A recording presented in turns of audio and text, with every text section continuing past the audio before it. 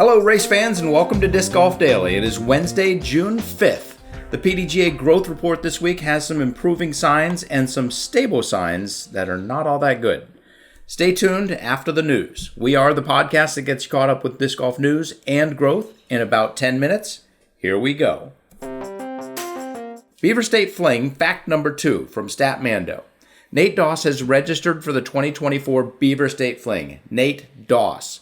He's not played an Elite Series event in the last 6 years, which was at the 2018 Beaver State Fling. As a side note, he got 18th.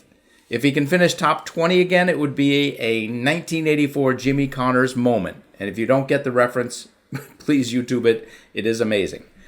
Anyway, apparently this is Nate's test run before he finds himself back at the USDGC, where he most likely longs to compete against all of his old fellow competitors.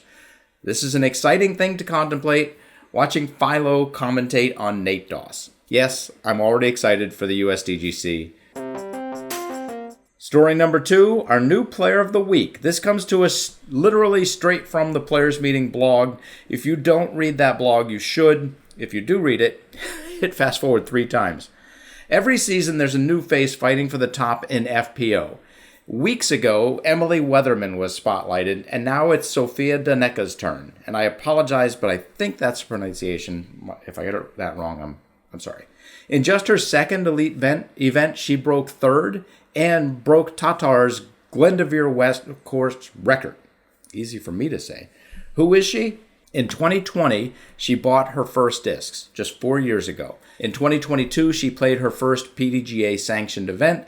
In 2023, she won 4 events, including the British Columbia Open, and finished 33rd at Throw Pink. This year, she's gotten 2nd at Las Vegas Challenge, which doesn't count as a podium because it was not in an elite event this year. She got 14th at OTB, and she got 10th just a couple weeks ago at the Cascade Challenge. She tops it all off with the 3rd at the Portland Open. At this point, she has clearly skipped the minor leagues, well said, Charlie. But what's even more impressive is her actual resume. Her undergraduate degree from Harvard, co-captain of women's crew, her doctorate from the University of Victoria, where she ran track and cross country. She is an impressive person. It'll be fun to see if she stays in disc golf because she has so many different things that she could do. If she stays in disc golf, it says very good things about our sport. Story number 3. There are 4 new PDGA approved discs this week, which is a little slower than usual. Gorilla, Latitude 64, Vortex, and Duz have each gotten a disc PDGA approved. Gorilla's Spider Monkey is a fairway driver and is their 4th PDGA approved disc, their 4th ever. The Milestone from Duz, which is spelled D-E-U-Z, is a mid-range, and it is their first disc that is PDGA approved. Duz, welcome to the party. And the last disc that has been PDGA approved is the Sinus, which I used to pronounce Sinus, but I think it's pronounced Sinus, from Latitude 64. One fun little tidbit, the reason Latitude 64 had to have the Sinus re-PDGA approved, the mold literally wore out. They made too many of them, and they wanted to keep it in their arsenal, so they made a new mold. And Vortex has come out with a new 12 chains practice basket. And looking at it, I would say it's targeting the more affordable side of the market. We shall see. That is a tightly contested market segment. And our 4th story of the day, Portland Open payout catch-up. We get this info from Bangarang Discs, primarily because, yes, we are that lazy. But also because their presentation is just so good. Check them out on Reddit or wherever you can find Bangarang Discs. This is an interesting event, the Portland Open meeting, with Latitude 64 taking over presentation reins from Dynamic Discs in 2023, and the event mushrooming into a $115,000 payout last year. This year, the DGPT Plus event settled back in at $108,000, which is still a very respectable payout, although almost 6% less than 2023, with 2% more players. Our 5th story of the day, the Global PDGA Board of Directors candidates have been announced. And okay, this is weird, but I don't even remember Global Board of Directors existing a year ago, but apparently it's a thing. There are 7 candidates that made it through the nominating process, and voting will be in July. If you'd like us to go over each of these candidates, shoot us an email. I'd be happy to do so, but only if people really want to hear about it. Otherwise, we're just going to let you check out the link in the show notes, and we'll keep it short on this pretty esoteric topic. Our 6th or 7th story of the day, I've lost count again, call for PDGA major bids. So while we're on the topic of the PDGA, they have put out another call for 2026 and 2027 major bids. If you want to host a PDGA major, and there are a lot of them, you really can start pretty small. You could do Junior Worlds. You could do the Solinsky Masters. You don't have to start with Pro Worlds and go crazy big. Anyway, it's time to put in your bid if you'd like to host a PDGA major in 2026 and or 2027. And let's go ahead and just presume it's our 7th story of the day. Green Splatter's Ready Golf. Okay, these guys have hit on all cylinders 2 days in a row. This is another disc golf blog worth checking out every once in a while. We check it every single day. Great stuff over there. Anyway, they talk about making the default for disc golf Ready Golf, which is basically if you are ready to throw and someone who's a bit farther back than you is clearly not ready to throw, go ahead and announce, I'm going to throw, take your shot. It speeds things up a lot. According to the rules of Ready Golf, this is a direct quote from the Green Splatter article. According to the rules of Ready Golf, however, what's more important is that the player who's ready to hit goes first, not so much whose ball is farthest away. And this isn't just a casual golf thing either. It's encouraged on the PGA Tour to preserve the sanctity that is pace of play. Hallelujah. So yes, by all means, throw in order. But if everybody's down to keep things moving along in a timely fashion, Ready Golf is a viable option on the table. Don't forget it. And he finishes with, if you don't know a slow disc golfer, you are the slow disc golfer. And our final news story of the day, this one comes to us from the Pensacola News Journal. Google, so I do searches every week, and Google found 5 articles about Paige Pierce winning the Portland Open. 5 of them were us disc golfer peeps talking about ourselves, but one of them was from the Pensacola News Journal. They did a good job writing about the win, her emotional talk with Nate Perkins afterwards, and then tied it into a local disc golf event coming to Pensacola if you want to give disc golf a try. Well done, Pensacola News Journal. It is great to see articles like this getting put out there. It just shows that disc golf is seen as a legit sport. And even if those of us deep in it see a slowdown, or not even a slowdown, but we're not speeding up quite as fast as we were during COVID, it is only temporary. And most people only see a sport that has jumped to the next tier, and we are not backing down anytime soon. The article ends with the following quote from Paige. I was fortunate that we had moved to Pensacola and had such a great place like the Andrews Institute. There were so many emotions during the healing process. I was finally able to walk again and put weight on it, but I had to wonder if my body was going to reject the new metal. She has 2 metal plates and 12 screws in her ankle.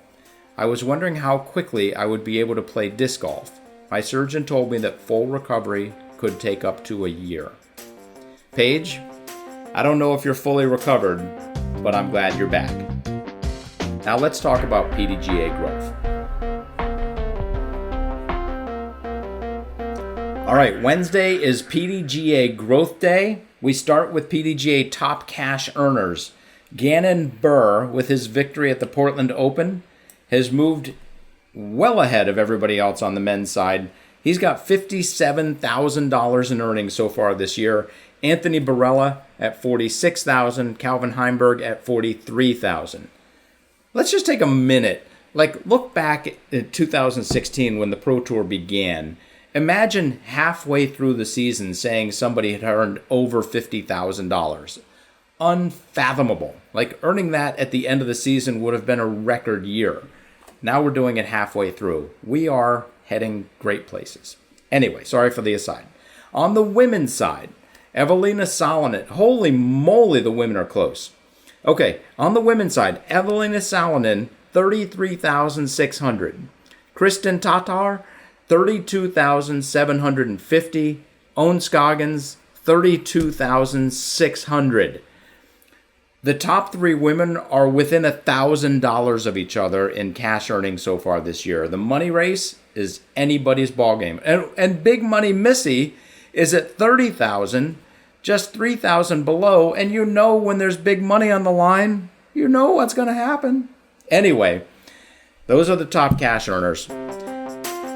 The top 20 PDGA earners at this point in 2023 through 13 events had earned $410,000. At this point in 2024, the top 20 PDGA earners have earned $566,000, but it's over 14 events. So we have one event in hand, as it were. Although I feel like we're going to have more events this year. Overall payout growth, 35% for the top 20 PDGA earners. And we will close it out with PDGA approval growth, event growth, attendance growth, and membership growth. Starting out with PDGA approval growth, this number, we've pretty much flattened out right here, about 30% below the level of the pace of 2023. At this point in 2023, we'd had 155 discs or baskets approved. So far in 2024, we've had 106. Still nothing to sneeze at, but nowhere near the pace of 2023. And maybe that's a good thing. It's hard to keep track of all these new discs. On the PDGA event growth side, we're actually starting to pull away from 2023. We were running about 1 to 1.5%. We're now 2.5% above 2023's pace. 4,521 events increased to 4,632 events through June 5th of last year. Or both years, actually. Event attendance growth. This is the number I hinted at in the opening. This number has improved dramatically, dare I say. And it makes me wonder if the summertime, when more and more people are playing events, we're going to see some growth here. So last year, 2023, the average number of people to attend PDGA events was 58. So for every PDGA event, there was an average of 58 people. In 2024, that number's been between 50 and 53. It dropped down to 51.5 after Women's Global. Boom, 55.14. We saw a tremendous growth. Thank you for attending events and letting me know it. So now we're only 6% behind on the average attendance. It was down, we were like 14% behind before. So that is a very positive sign. The number of people attending PDGA events is growing, or over the last week was growing. And we'll close it out with PDGA memberships. We currently have 109,930 PDGA members. I'm estimating we will have 131,800 at the end of the year, which is close to 4% less than last year. The current highest PDGA number, 288,965. I'm still very excited to see if we'll be able to hit 300,000 by the end of the year. I estimate we'll have 21,900 new members in the PDGA by the end of the year. And our estimated retained members and our retention goal are still 4% apart. So in my opinion, it looks like we're going to the PDGA's membership is going to shrink by 3.5 to 4% from 2023 to 2024. That does it for us today. If you have any thoughts, news, or opinions, shoot us an email at discgolfdaily@aol.com. Otherwise, have fun, throw them straight, and hit the thin gap.